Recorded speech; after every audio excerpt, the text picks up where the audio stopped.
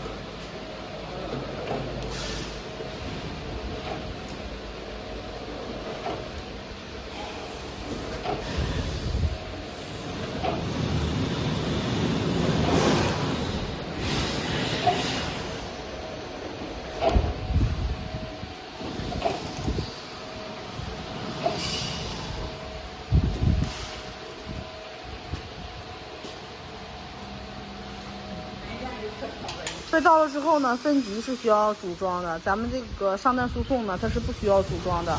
但到了之后，直接找好瓶，跟它的位置呢衔接成这个位置就可以了，直接让它相挨上，完就可以了。然后之后你插上电就可以使用。这个位置呢，它是变频调速的一个设备，绿色是开，红色是关。这个位置呢是那个调速的，扭的时候呢要慢慢的扭，因为它的速变得比较快。